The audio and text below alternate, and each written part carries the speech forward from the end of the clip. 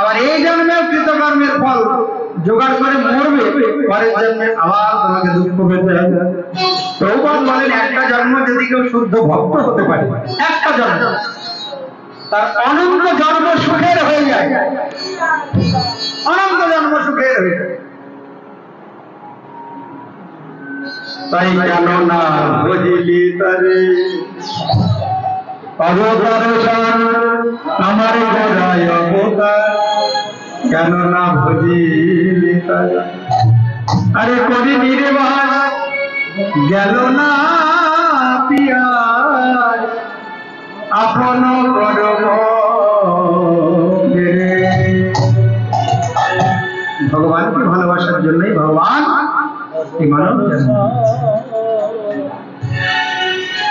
সুখদেব গোস্বামী রাজা পরীক্ষিতকে বললেন, রাজন একদা গৃহদা শিশু যশোদা নন্দগিরি কর্মান্তর নিযুক্তাসু নির্মমান্ত সয়োধি জানি জানি হগিতানি তদ্বল চরিতানি দধির নির্মন্থনে কালে স্মরন্তি তন্নগায়তা।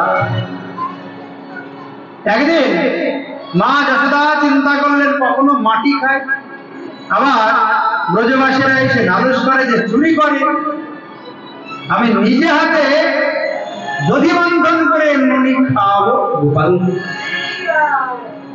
মা যশোদা পদ্মগন্ধা গাভীর দুগ্ধ দহন করে ভাণ্ড সাজিয়ে রেখেছেন, ভোরবেলা দধি মন্থন। গোপালকে বলছেন, গোপাল তাড়াতাড়ি ঘুমিয়ে যান, আজকে কিন্তু তাড়াতাড়ি ঘুমাতে হবে। তো বলছে, ঘুমাবো তাড়াতাড়ি, একটা গান শোনাও। গান প্রভু বলে, তাহলে ভোগ গান। বলে, রাধার গানের মধ্যে, সঙ্গীতের মধ্যে এত শক্তি আছে, আকর্ষণী শক্তি। ভগবজীব তো দূরে থাক, ভগবানের মনকেও আকর্ষণ করে। ওই জন্যে কলিযুগে কীর্তনাট্য ভক্তি কমা, যার কণ্ঠে যেমন সুর দিয়েছেন ভগবান, আপনারা গোবিন্দকে গান শোনাবেন, তাহলে পরেই দেখবেন ভগবান প্রসন্ন হয়ে। সবচাইতে বেশি খুশি হয় যদি গোপী গীত কেউ গাইতে পারে ভগবানের সাথে। গোপীদের রাধারানীর গাওয়া গীত হয় গোপী গীত, রাধারানী সাক্ষাৎ গেয়েছে, তাহলে পরে ভগবান খুব প্রসন্ন হবে। 19টা শ্লোক মুখস্থ হবে না, এত কথা সংসারের মনে থাকে। যখনই ভগবানের অর্জন করবে তখনই একটু গান গাইবে, খুব দেখবে ভগবান প্রসন্ন হয়ে যাবে। তাই মা যশোদা গোপালকে কোলে নিয়ে গান শোনাচ্ছেন। অন্তর মন্দিরে জাগো জাগো মাধব কৃষ্ণ গোপাল, জাগো মাধব কৃষ্ণ গোপাল।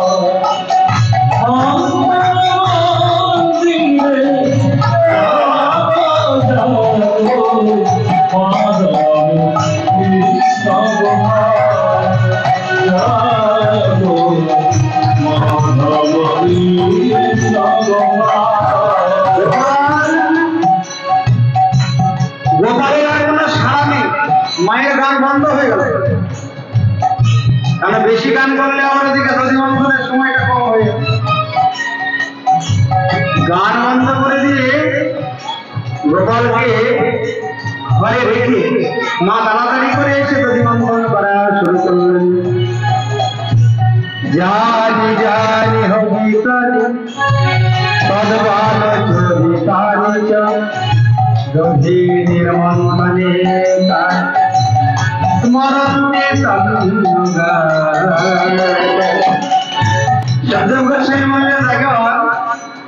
দেখো মা কিভাবে দধি মন্থন করছে। মা মুখে করছে গোপালের নাম কীর্তন, আর দেহের দ্বারা করছে দধি মন্থন, আর মনে মনে করছে গোপালের কীর্তন। এই কায়মান বাক্যে যদি কেউ গোবিন্দের সেবা করে, ভগবান আর ঘুমিয়ে থাকতে পারে না, ভগবান দূরে থাকতে পারে না।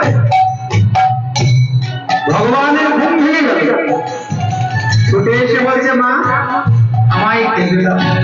আমার তো ঘুম ভাঙলে কথা হয়তো এবার মা যশোদা করেছিলেন কি দুগ্ধ আবর্তন করতে গরম করতে দিয়েছি। বলছে বাবা আমি তো দুগ্ধ গরম করতে দিয়েছি, এক্ষুনি সেবা দেবো। গোপাল মায়ের কোলে উঠে বসলেন, নিরুপায় হয়ে মা স্তনদুগ্ধ পান করা শুরু করলেন। আর এদিকে ওই আবর্তনগত দুগ্ধগুলি চিন্তা করছে এই যে আমাদের কাছে তো সেবায় লাগাবে না, উঠলে উঠে তারা নিজেকে আগুনে আহুতি দিচ্ছে। থেকে লাভ ভগবানের সেবায় যদি না লাগে। যে ফুল গাছে ফোটে গোবিন্দের চরণে আশ্রয় পায় না, সে ফুলের কোনো মূল্য আছে? বলো। যে মানুষ গোবিন্দের চরণে শরণ নেয় না, তার জীবনের কোনো মূল্য আছে? আছে কি বল? রাজা মহারাজা জমিদার যেই হোক কোন মূল্য নেই। হাজার কোটি লক্ষ কোটি টাকার মালিক মূল্য আছে? ক টাকা যাবে সাথে?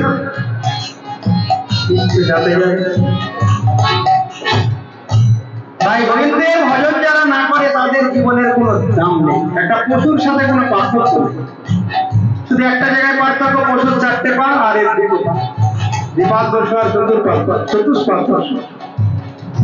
ভগবানের ভজন না করলে পরের জন্য তার পশু বলেই যাবে। দুগ্ধগুলি উঠলে উঠে নিজেকে আহুতি দিচ্ছে, আর আমরা থাকবো না, আগুনে পুড়ে ছাই হয়ে মা তাড়াতাড়ি করে নামাতে গেলে গোপালের হয়ে গেল ক্রোধ। মা আজকে বুঝলাম তোর আপনকে দুধ না পুত। পুত মানে পুত্র, বলে তোর পুত আপন না দুধ আপন। আজকে প্রমাণ হয়ে গেল। আমাকে কল থেকে নামিয়ে ওই দুধ নামাতে যাওয়া। ভগবান ঘরের মধ্যে গিয়ে পাথর নিয়ে দই দুধের ভাণ্ডকে ভাঙলো। একটা মনির ভাণ্ড নিয়ে ঘরে দরজা দিয়ে বনের মাঝে উদুফলের উপরে বসে বানরদের ননি সেবা করে। মা খুঁজে খুঁজে কি করে খুঁজে পেলেন?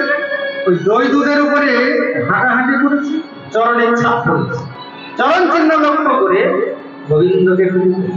আমরা যদি গোবিন্দের চরণে শরণ নিই তাহলেও কিন্তু একদিন গোবিন্দকে খুঁজে পাবো। বলে রাধা চরণ চিহ্ন লক্ষ্য করে ভগবানকে খুঁজে পেলেন। ওই জন্য গোবিন্দের চরণে শরণ নিতে বলে দুষ্ট ছেলে আজকে উপযুক্ত শাস্তি দেব।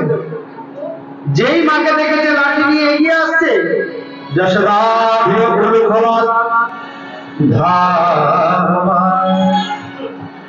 যশোদাকে দেখে উরুফল থেকে এক ঝাঁপ দিয়ে মা চিন্তা করলেন কত দূর দৌড়াবি, ছোট ছোট তো চলুন আমি ধরবই। কিছুক্ষণ পরে মা চিন্তা করছে গোপালের চরণ তো পদ্মের পাপড়ির মতো কোমল, কোমল চরণে কত না আঘাত লাগবে। আর ওদিকে ভগবান চিন্তা করছেন আমার মায়ের শরীরটা স্থূল মোটা সোটা, দৌড়াতে কষ্ট হচ্ছে। এই দুই টান এক হয়ে গেছে।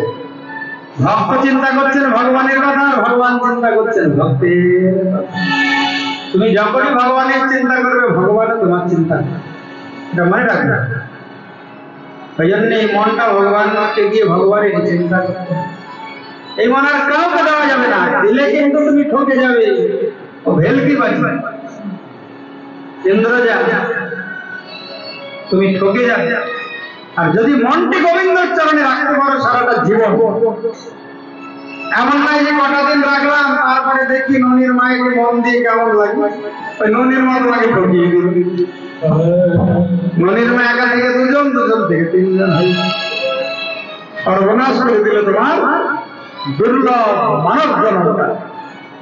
সকালবেলা উঠলে আনো আনো আনো আনো, এটা নাই ওটা নাই ওটা নাই ওটা নাই, এই করার জন্য শোনো, আনো আনো শোনার জন্য শেষ। মনটাই নষ্ট করে দিল ভজনে।